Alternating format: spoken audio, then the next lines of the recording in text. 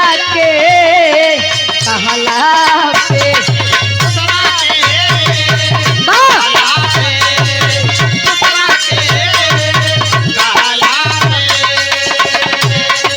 दूसरा के कहला पे जोली गलत दिशा में बह हमरा से औकात में रहा हमरा से औकात में रहा हमरा से औकात में रहा।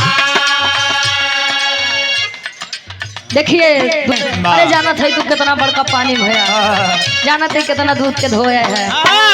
इग्नोर करिए ऐसे लोगों को और जीवन में आगे बढ़िए। सम्मानित आप दिनेश यादव जी दुमदुमा चारा मशीन वाले हमारे बड़का भैया 100 रुपए कहे नहीं खे हो तो बराबरी तो बर्दाश्त कराया साहा हमरा से औकात में रहा हमरा से औकात में रहा हमरा से औकात में रहा। लेकिन हमारे भैया के फरमाइश बा जो किया प्रोग्राम लाइव देख रहे हैं मुंबई से फरमाइश बा दूसरा के रंगदारी के बात न कर सगरो बाटे हाला राइफल से खूटा ठोकाला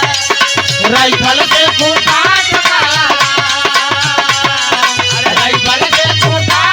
तारे रंगदारी के बात न कर सगरो बाटे हाला राइफल से खूटा ठोकाला।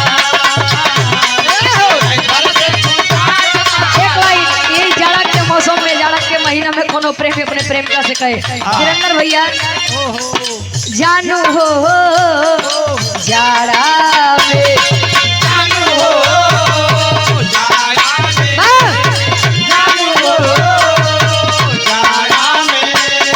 जानू हो जाड़ा में जोनी हमर दिल दुखावा साल ओढ़ी के